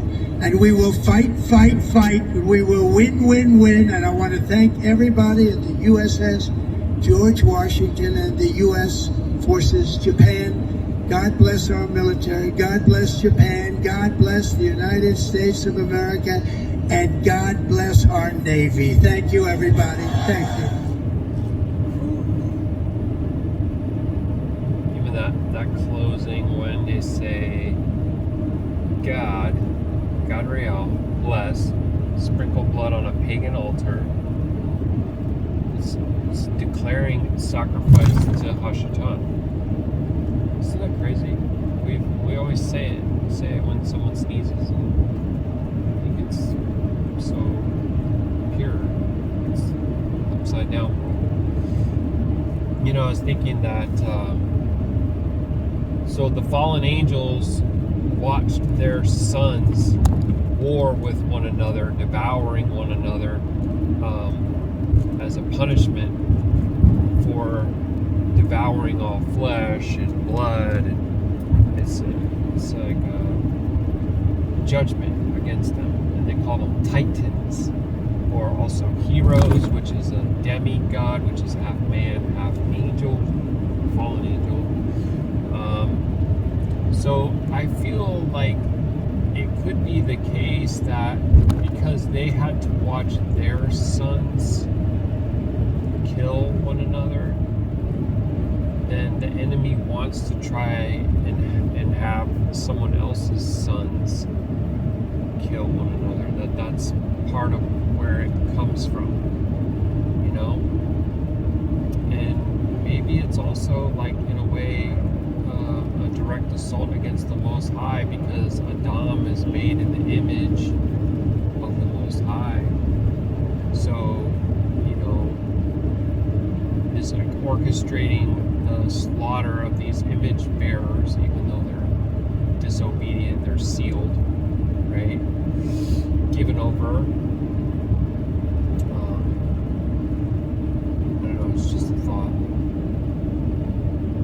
So I'm thinking that storm is probably either about to make landfall or has made landfall. And I was going to try to see if there's some updates there, but I'm also getting very close to an exit. I need to assess if I should get fuel here or not, depending on what that's so pretty right there. Look at that. Depending on what the cost is like. And I feel like this is already like really long, so I do apologize. I tried to, no idea really what to expect, but I know every time I listen to the speaking, I pick up different things, and this one maybe not as much, but I think the significance of it is, you know, first in war. It's right at the door, you guys. So we'll see. We'll see. The famine, the pestilence, the war, it's all going to be dropping at the same time on levels like we've never seen before. And most people are sealed. Their FATE is sealed because they've given themselves over to the beast. And they got them thinking that, oh, I didn't get a microchip, or oh, the snake bite was the thing. Oh, no, it's not. It has everything to do scripturally and understanding with having the mind of this world and doing the things of this world versus having the mind of Yahusha and doing the things of Yahusha. It's a spiritual seal first, and then the flesh manifests what's in the spirit. Who can deny that? And we have scripture that talks about not touching those that are sealed in their foreheads by the Ruach of Yahuah. That's our true siblings. That's Yashar'Al. That's upright peoples. I believe that Edomites just refers to those who still walk in the flesh. They're not born again. Because it's no such thing as an E or an O. If you look at Edom, it's exactly the same as Adam. Exactly the same letters. Like Aleph, Dalet, Lam. You got 3 letters there. And in a breathe, you don't have a Ua or a Yod or anything else in between those letters, and it's basically ADAM. It's going to be making that sound. A for Aleph, like Abba, Elohim, Abba. Dalet, D-A sound, Adam. So, I don't have anybody coming at me and telling me, oh no, you're wrong about that. And if they did, they'd be some Hebrew scholar and they'd be like, oh, see, there's these little dots and these little tittles or whatever right here. Crown, vowel points. Yahuah never gave us vowel points. There's no vowel points in Ubrief. The enemy went from the Picto to the Paleo, which normalized the transition of the letters and into the modern, and in the modern they started adding those things. They created all new pronunciations. That's why ADM can be Adam and it can be Edom. I'm calling BS on that. I'm calling BS on that. So that's where I'm at with these things. And I've been talking like this and about this for a long time, and I don't really get much. But there's going to be certain few that can endure videos that are long to get to these different little jewels. You know, I have another video that I think it says calling on the elders, or a call to the elders of Yashar'Al to ask questions about like why we say shofar and Torah.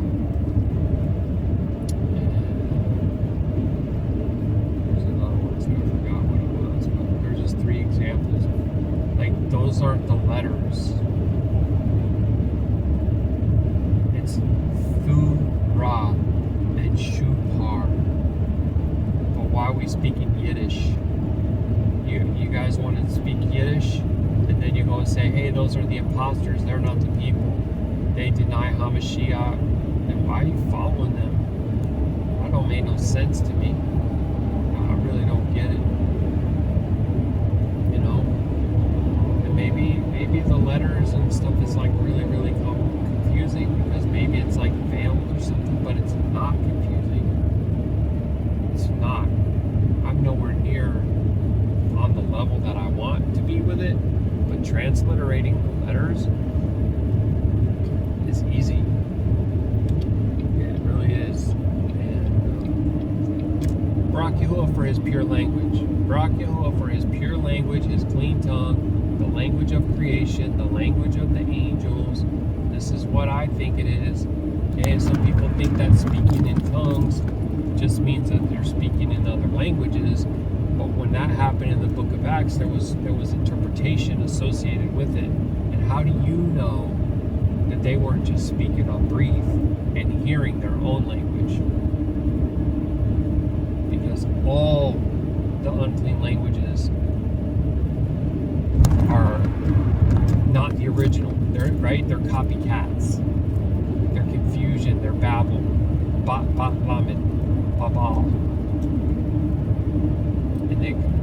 Everything copies after the original pure language, the original 22 letters that Yahuah wrote with his own finger when he gave the tablets to Masha. Those were written on sapphire stones before the formation of the world. He got sapphire stones. It's crazy stuff. The Moedim is written. All this stuff is written in the Shemayim. That's why the sky is blue, because it's made out of sapphire. Alright, if you haven't heard this stuff before, Baruk Yahuah, welcome in. I've been saying this stuff for a while. Go back and check out videos, check out playlists, send me an email. Let me know if you have the calendar. I mean, if you don't have the calendar, let me know and I'll send it to you. And when we get the one finished for next year, then I'll be emailing that out too. When people email me, and they're asking questions about the calendar, or they send in some kind of a support, encouragement, word of encouragement, things like that, I add them to the email group, Qadashayam of Yasharal.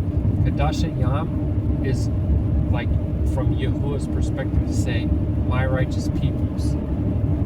Yashar'Al is the same, it's basically the same thing front to back. My righteous peoples and the upright peoples of all Eden. So I didn't know that whenever I first put that on there. But the original channel was unclean in its name. It's called Saints of God. And I'm so thankful to the Father that He showed me the error and called me out of all that. That channel got taken down, and it didn't even have any strikes on it. And now I look at it and I feel like that's just the Father's favor to take it down, because it was all unclean. And I publicly apologize for speaking unclean names and doing scripture readings and teachings and expounding on the text using all these unclean names. Baruk Atah Yahuah. Alright. Shalom Shalum Mashpaka. I'll be back with you whenever Yahuwah calls. Barukah, favor from above, and Ahaba, much love. In Yahusha's name. Come on.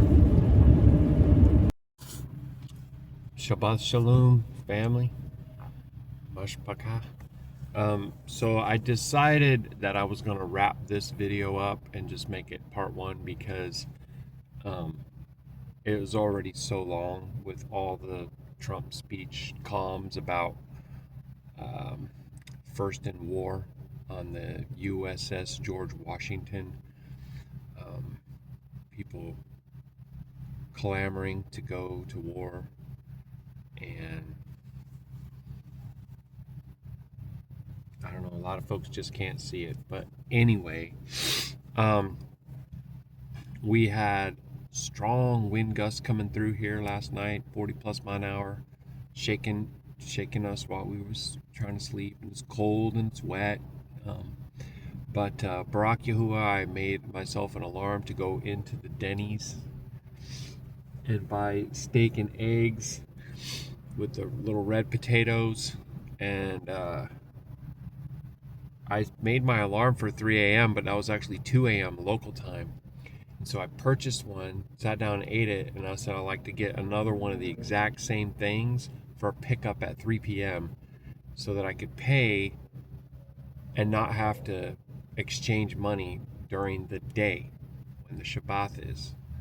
I made a post sharing a video, are there not 12 hours in a day, that the Shabbat is only the daytime, it's not the nighttime. There's just so much folks deceived by these lying scribes, Sadducees, Pharisees, synagogue of Satan, whatever you want to call it. I have a comment here. I honestly, I don't know. I know it's JJM end times. Man, I apologize. It's okay that I just mentioned the name, but it is a public comment, so I guess it's okay.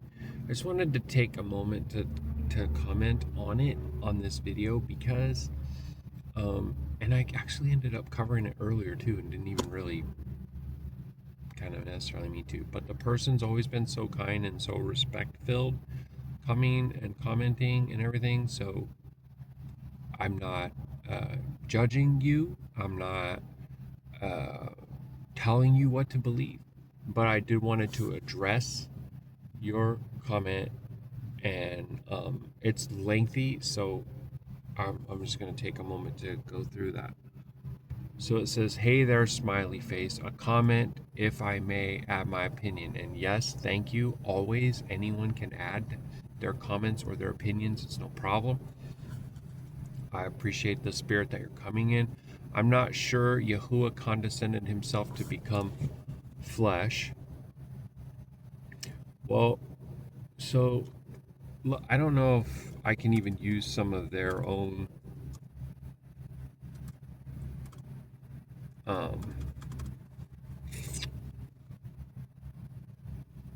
so I just did a search Emmanuel Bible verse. The main Bible verse for Emmanuel is Isaiah 7:14 and Matthew 1:23, which state that a virgin shall conceive and give birth to a son named Emmanuel, meaning God with us. Isaiah 7:14, therefore the Lord himself will give you a sign. Behold, the virgin shall conceive and bear a son, and shall call his name Emmanuel. And so Isaiah 7:14 is an interesting one that we could just go look at.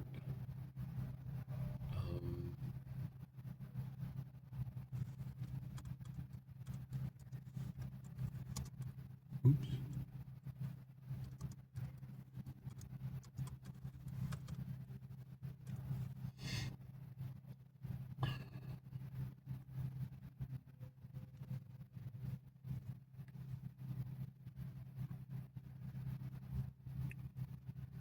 Shall give you a sign, behold, virgin shall conceive and bear a son, and shall call his name H6005. Sees. I'm going to open up my letters. I like to use these little letters to help me.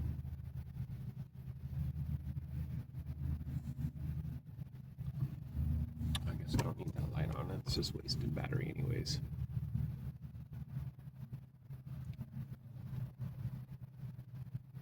Okay. So the first one that they have there is indeed Ayin, Mam, Nun, Ua. So they say that it's a combination or a conjunction with Ayin Mam, which is with, along, among, and Alhim. So H5973 and H410. So I guess this is part of the thing that they do in the Trinitarian doctrine, that they teach that the Son is separate from the Father, one in essence, but separate persons, but still Elohim. But you got a lot of scripture that says, like for example, I am Elohim, beside me there is no other. There is no other Elohim, right? So when it says Elohim with us, if you're a Trinitarian, then you can just be like, oh yeah, they're still separate. It's just another title for him. But the scripture clearly states that Yahuwah alone is Elohim, and beside him there is no other Elohim. Plus he says that he will be our deliverer. He doesn't just assign that to another creature, like he literally does it himself. He doesn't give his esteem to anyone else. So if he tells his bride, hey, I, your loving husband, am going to come and deliver you, then he's not going to have someone else go deliver his wife for him. That's esteem due to his name alone. That's why it's Yah. Yah-U-Ah, the great I am, adds breath. Yahusha, the great I am, our deliverer. It's still Yah. Ahaya, Achar, Ahaya, I am that I am. So let me go back to your comment. I wasn't trying to go on too much of a rant there. I apologize. So let me see. I'm not sure Yahuwah condescended himself to become flesh. Well, in the Ruach of Yahuwah took on flesh. Yahuwah is spirit. You see, the spirit is not separate from the Father, separate. Like this Trinitarian confusion, that's what causes this. Embracing what is defined in the scripture is the achad, or the oneness of Yah. And he is in the Shemayim, in Aratz, all at the same time, because he can't be contained. So I think that you have, how can he be the Father and the Son? See, this is a part of a thing that's also like, we have to try to not limit what Yahuwah can do, right? See, I think that there's purpose in the roles that he walked in these roles to help us understand. Just like Shaul says that the relationship between Hamashiach and the church, well, the body, is to help us to understand the marriage relationship, right? So, husbands, love your wives, wives, love your husbands, as Yahusha loves, right? So, it's the same thing like if you're a parent, if you're a father, and you have unconditional love for your son, is to help you understand the father's unconditional love for his children, right? You're married and you have love for your Shah to where you want to just sacrifice everything for her. You understand. See, like, I wouldn't want someone else to come in and do some kind of deliverance or provision or protection necessarily for my Shah that I want to do. Now, if I'm not there and it's something, this is temporal, right? But spiritually speaking, like, I want to protect her. I want to provide for her. That's how Yahuwah feels about us. You know what I mean? Okay. The Eternal One cannot be in the presence of transgression. Now, I don't know where that comes from. What scripture are you using to make that very significant statement that he cannot be in the presence? Okay. Now, he can't look upon crime and not judge it, but he dang near is in the midst of transgression all the time, and that's why he is so long-suffering, filled with wrath, and will pour out his vengeance upon the wicked, because he's ultimately aware, intimately aware. He's not just like naive to it, like, I can't see it, I can't be in the presence of it. No, that's not true. Now, when you say cannot be tempted, this is the thing. Can he be attacked? He can be attacked, but he can't be successfully defeated. He can't be tempted as to fall. Like, so, because this is a great thing that you're saying. Yahusha cannot be tempted as to transgress. He's tempted in all ways as we are, yet without hata. The only man ever to have no hata at all.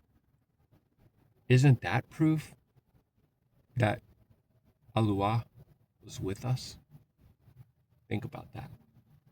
That's one of the most powerful proofs that there is. The scripture literally says he's tempted in all ways as we are, but without transgression. Who could do that? Who? Ever? No one. The scripture clearly says that too, right? All fall short of the esteem. None are worthy. No, not one. See, he's not just son of Adam, but he is. So there's a dual nature thing going on, right? Man, Yahuwah. And these things don't get confused or mixed. In other words, he doesn't invalidate his manhood because of his divinity. If he did, then he would not be able to complete the role of a perfect man perfectly. It would have been like cheating. He didn't cheat. There's no cheating. He did it perfectly, right?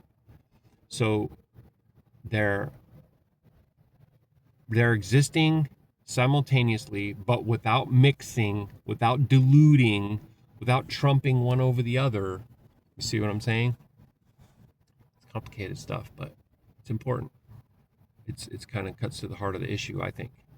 Right? I believe that this is the thing that's a stumbling block for all peoples, and that the Ruach of Yahuwah reveals who the true Mashiach is. Ha-Mashiach. The devil has gone to great lengths to create deceptions all around this topic. And basically the devil's like, I don't really care what you believe as long as you don't believe that one truth. That one truth I cannot have you to believe.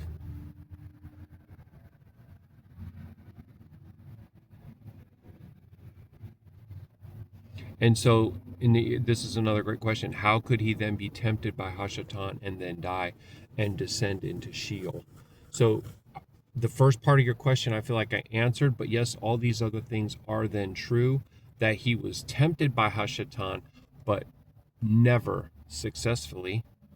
He died, but no one took his life. He willingly laid it down. That's what the scripture says. And it does describe that he went into Sheol, descended into Sheol, and ministered to the souls that were asleep there. Because there isn't anywhere that he cannot go. Right? There's no like limitation upon his presence that way. Okay? Why did Yahusha say none is perfect but his Father in heaven, that no one... So again, see, look at this question. He's speaking from his humanity as a man because he's walking out this role of being a man perfectly so that we can see that and learn from that, and so that he can break that curse of Hatah and death, so that he could be the perfect sacrifice. He has to be infinitely covering, right? Perfect. The perfect sacrifice. No man has that value, has that perfection.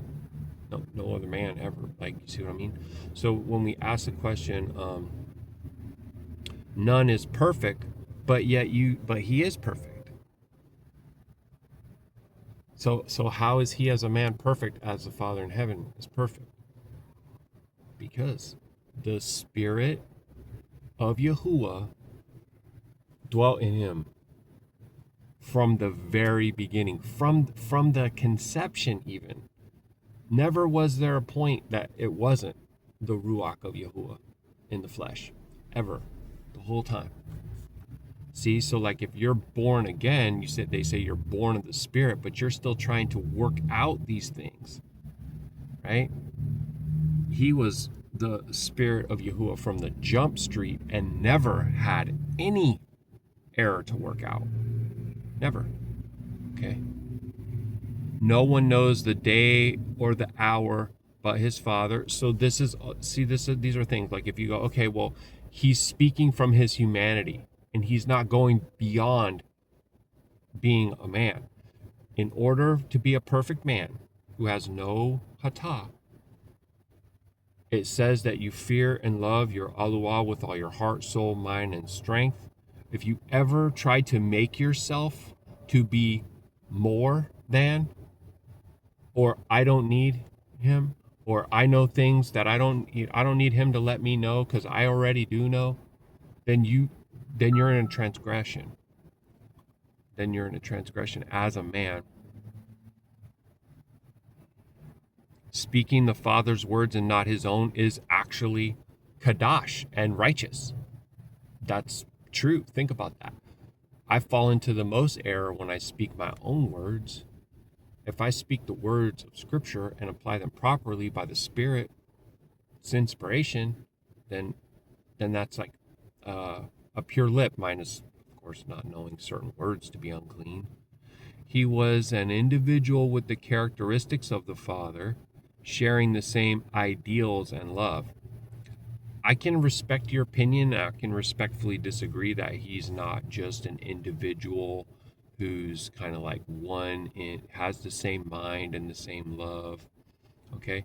Messiah told us to be as one as he and the Father are one. Actually, Yahusha palal to the Father to make us one with him as he is one with him. So let's go look at that.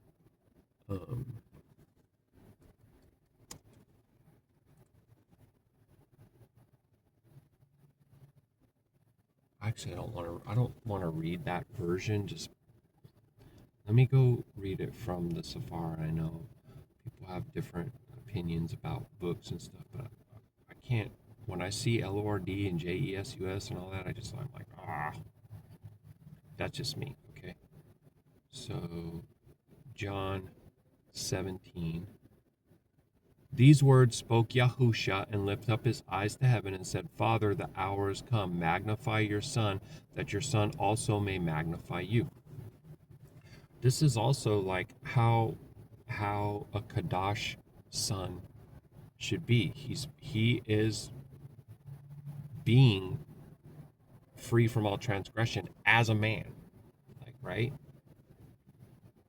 But what man could say these things? Watch. As you have given him power over all flesh, that he should give eternal life to as much as you have given him. And this is life eternal. Also, another thing about that, like, they're lost sheep. He's come to restore the lost sheep of Yashar'Al, he says. Why would the Father give his lost sheep to, like, he's coming to recover his own lost sheep, the Father, which is like part of what the whole promise is. Okay. And this is life eternal, that they might know you, the only true Yah, and Yahusha HaMashiach, whom you have sent. I have magnified you on the earth, and have finished the work which you gave me to do. If he didn't do the works that the Father gave him to do, he would be doing his own works, and that would be Hatah. And now, O Father, magnify me with your own self, with the esteem which I had with you before the world was. Okay. You know he has no lies on his lips, and every palal is perfectly pure and Qadash, and this is a claim to be eternally one with the Father. Restore to me, magnify me with your own self, with the esteem which I had with you before the world was. How can a man say that and not be crazy? Something, right? Aleph Taub, I have manifested your name unto Adam, which you gave me out of the world. Yours they were, and you gave them me, and they have guarded your word. Now, I have some concerns about some of the English that comes from Greek, because it's not pure. Neither one's pure. It's like you have the Abrith, and then you changed it into Greek, which now it's become like unreliable in a way, and then you change that into English, which is even more unreliable. But I'm just going through this whole thing. Now they have known that all things whatsoever you have given me are of you, for I have given unto them the words which you gave me, and they have received them, and have known surely that I came out from you, and they have believed that you did send me. I palal for them. I palal not for the world. See, that's an interesting thing too. I think that, of course, in Christianity, they want you to say, like, Zeus loved the whole world, right? It's very exclusive.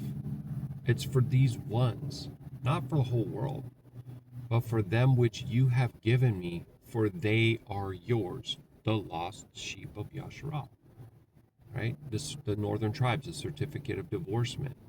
And all mine are yours, and yours are mine, and I am magnified in them. So that's a type of a oneness claim right there, right? Now I am no more in the world, but these are in the world, and I come to you, Qadash Father, guard them by your name, the same name which you have given me, which they may be Echad, as we are Echad. It's talking about Yah, the name, the great I am, right?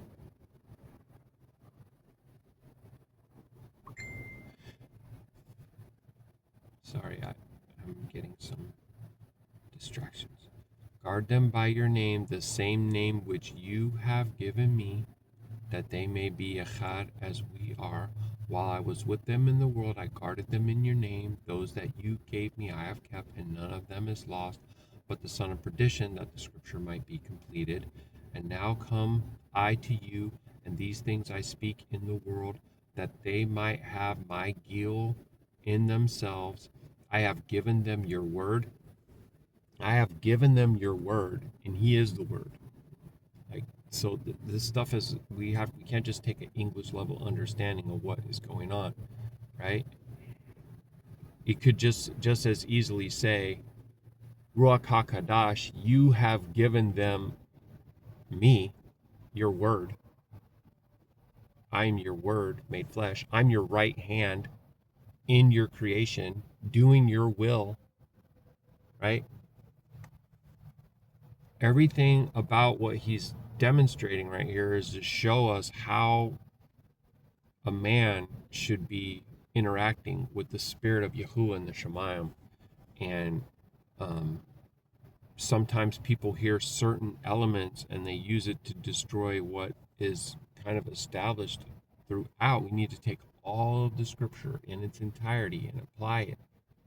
There is not really any contradiction, and when there are things that seem to not agree to us in our mind, it's because of our own limitations in understanding. The scripture cannot be broken. They can do things to it, as they have, putting in names of four mighty ones and adding and removing things, but the power of the word works in us by the Spirit, and that they can't touch.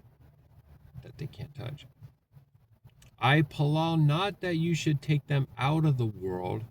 Well, there's your rapture thing. But that you should guard them from evil, or from the evil one. They are not of the world, even as I am not of the world. What do you mean I am not of the world? Oh man, right? I'm not of this world. Yeah. Sanctify them through your truth. Your word is truth. Yahusha is the word, the truth, and the life. He's talking about himself and talking about attributes or possession of, like, you see what I mean? He's saying your word, your truth, your life, your light. I am that light that came into the world. I am the very essence of Yah in the flesh. It's not like he just took a part of himself off and dispatched it. He entered into his creation. He humbled himself down from his throne and took on flesh and willingly laid down his life for his own lost sheep, because he said he was going to be their deliverer, and he is their deliverer. He is our deliverer. As you have sent me into the world, even so have I also sent them into the world. And for their sakes I sanctify myself, that they also might be sanctified through the truth. Neither palal I for these alone, but for them also which shall believe on me through their word. So the ones that are coming after, the generations, the harvest, all the seeds, that they all may be achad, one. This is a deep understanding. Behold, Yashar'Al, Yahuah, our Elohim, is achad. He is the one and only Elohim. Beside him there is no other Elohim. In the beginning was the Word was made flesh. All things were made through him that were made. Apart from him was not anything made out of everything that was made. So he's the deliverer and the creator. He has no mother, he has no father. Hebrews chapter 7. Abrim chapter 7 talks about Malach Sadak, king of righteousness. Yahusha is that king. He is that king. How many kings do you have on a throne? How many kingly thrones do you have in a throne room? One. Always. Everywhere. That they all may be one, as you, Father, are in me, and I in you, that you also may be Yachad in us, that the world may believe that you have sent me. Okay, guys, that's going to conclude it. I'm going to come back with part 2, Abba willing. I'm sorry I didn't get to your entire comment, but this is my Isha, and it is the Shabbat, and I'm going to go and be with her. Much love to you guys. Shalom, shalom.